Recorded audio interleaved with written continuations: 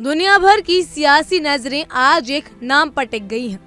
वो नाम जो नॉर्वे के ओस्लो से आएगा और तय करेगा साल 2025 का नोबेल शांति पुरस्कार किसे मिलेगा। भारतीय समय के अनुसार दोपहर 2:30 बजे से जब ये घोषणा होगी तो सिर्फ एक नाम नहीं सामने आएगा, बल्कि खुलेगा उस राजनीतिक विमर्श का पिटारा जो कई महीनों से इस पुरस्कार के चारों ओर घूम रहा है।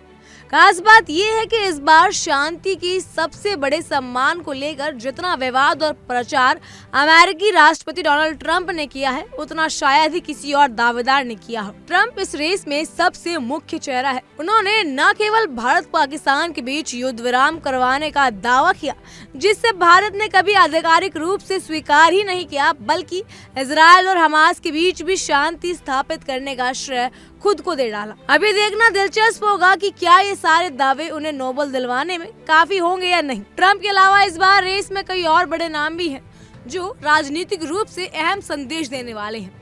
मलेशिया के प्रधानमंत्री अनवर इब्राहिम का नाम भी नामांकित किया गया है, यानी नॉमिनेट किया गया है, जिन्होंने क्षेत्रीय शांति के लिए अहम भूमिका निभाई, खासकर थाईलैंड और कंबोडिया के बीच युद्ध विराम लाने की उनकी सक्रियता को लेकर। वहीं पाकिस्तान के पूर्व प्रधानमंत्री इमरान खान को भी मानव अधिकारों और लोकतंत्र के लिए काम करने के चलते नॉर्वे की पार्टी और पाकिस्तान वर्ल्ड अलायंस से नियमित किया गया है।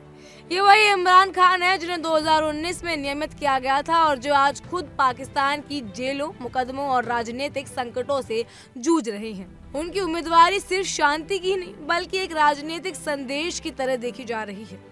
एक और बड़ा नाम इस रेस में शामिल है, यूक्रेन के राष्ट्रपति वोलोदिमीर जेलेंस्की का।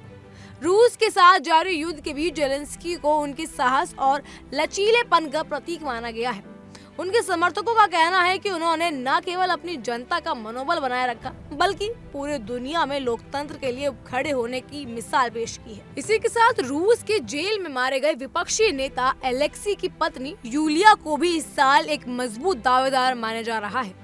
पति की मौत के बाद उन्होंने जिस तरह से मानव अधिकारों के लिए आवाज उठाई, उसने उन्हें अंतर्राष्ट्रीय मंच पर एक सशक्त नेता के रूप में उभारा है। इस लिस्ट में चर्च के सबसे ऊंचे पद पर रहे पॉप फ्रांसिस का नाम भी आया है, जिन्हें राष्ट्रों के बीच बंधुत्व और शांति बढ़ाने में योगदान के लिए नॉर्वे के सांसद ने नियमित किया है। हालांकि अप्रैल में उनका निधन हो चुका है और नोबेल समिति की स्पष्ट नीति है कि मरने के बाद ये पुरस्कार नहीं दिया जाता। इसी नियम के कारण महात्मा गांधी को भी कभी नोबेल प्राइज नहीं मिला। टेक्नोलॉजी और अभिव्यक्ति की आजादी के मुद्दे पर टेस्ला प्रमुख एलोन मस्क को भी नियमित किया गया है। मस्क की सोशल मीडिया पर नियंत्रण और खुली बहस की पैरवी उनके पक्ष में गई। सिर्फ व्यक्ति ही नहीं, संस्थाएं भी इस बार इस दौड़ में शामिल हैं। डॉक्टर्स विदाउट बॉर्डर यानी मेडिसिन सेंस फ्रंटियर जैसी संगठन को भी नियमित किया गया है, जिसने गाजा जैसे संघर्षग्रस्त क्षेत्रों में जान हथेली पर रखकर चिकित्सा सेवा दी।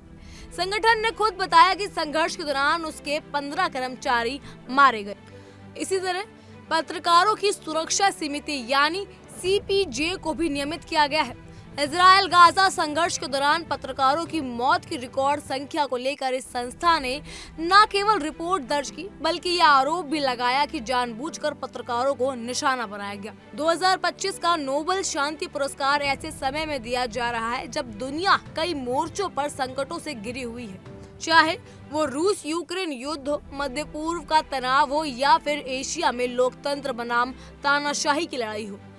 ऐसे में ये पुरस्कार सिर्फ एक नाम को नहीं मिलेगा, बल्कि एक संदेश जाएगा राजनीति को, दुनिया को और तमाम उन ताकतों को जो ये मानते हैं कि हथियार से ज्यादा असरदार होती है संवाद की ताकत। अब सवाल सिर्फ इतना है कि डोनाल्ड ट्रंप जैसे विवादित चेहरे को इस बार नोबेल हासिल होगा या नहीं, या फिर ये पुरस्कार जाएगा किसी ऐसे इंसान या संस्था के पास जो सच्चे अर्थों में शांति का प्रतीक है। जवाब कुछ ही देर में मिलेगा, लेकिन चर्चा अभी से जोरों पर है।